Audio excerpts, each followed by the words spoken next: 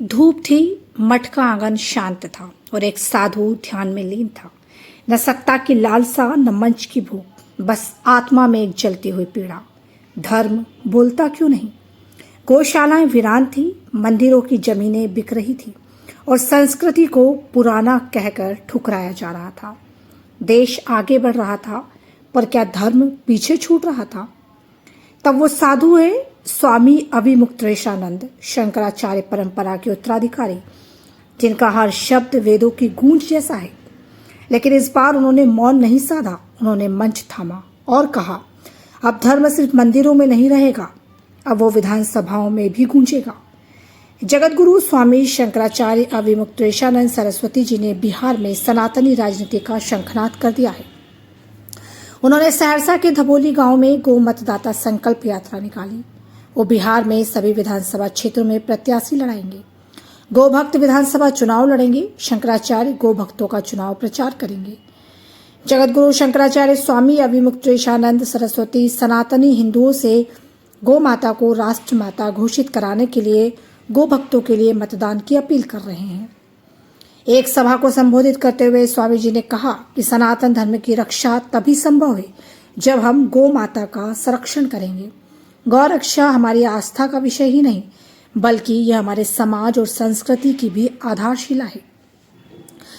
उन्होंने सभी लोगों से आग्रह भी किया कि आगामी विधानसभा चुनाव में केवल उन्हीं प्रत्याशियों को वोट दें जो गौ रक्षा को लेकर स्पष्ट और दृढ़ संकल्पित हो। शंकराचार्य ने बताया कि हम सभी राष्ट्रीय पार्टी के दिल्ली कार्यालय पर गए और पूछा कि गौ माता को राष्ट्र माता घोषित करने के लिए अपना पक्ष लोकसभा सदन में रखिए और अपने पक्ष को हमें बताइए। लेकिन अभी किसी भी राजनीतिक दल ने अभी तक अपना पक्ष गौ माता के विषय में नहीं बताया। इसलिए अब मजबूरी में हमें बिहार विधानसभा चुनाव में गौ भक्तों के प्रत्याशियों को उतारना पड़ रहा है। हमारी एक मर्यादा है, हमारी एक अपनी महिमा गरिमा है।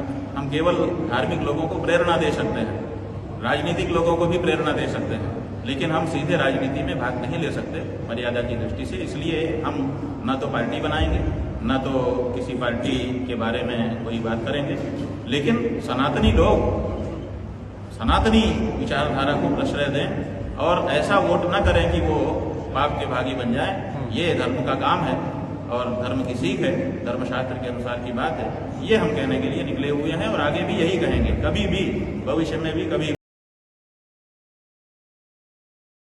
दोनों बड़ी पार्टियों ने गो भक्तों को निराश किया क्योंकि उन्होंने गो हत्या को रोकथाम पर कोई ठोस योजना नहीं दी। इसलिए वे ऐसे उम्मीदवारों का समर्थन करेंगे जो गाय की रक्षा को राजनीति का हिस्सा बनाना चाहे।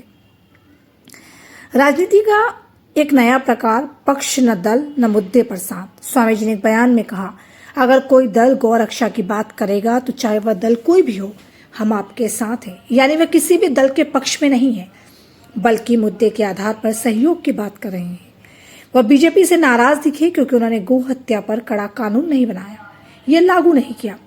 इसी कारण उन्होंने खुद मोर्चा संभालने का फैसला लिया। बाबा ने धर्म नहीं छोड़ा, उन्होंने उसे दरबार तक पहुंचाने की ठानी है। बाबा ने कहा, हमारे समय में बहुत कुछ बदला है। नेताओं ने भगवा पहना, पर साधुओं ने राजनीति को दूर रखा। अब पहली बार एक साधु खुद कह रहा है, अगर राजनीति धर्म को इस्तेमाल कर सकती है तो धर्म क्यों ना राजनीति को शुद्ध करे। स्वामी जी ने यह साफ कर दिया कि यह राजनीति नहीं, धर्म की रक्षा का अभियान है। यह उस शक्ति की वापसी है जो वर्षों से दबी हुई थी। अब देखना यह है कि क्या होगा।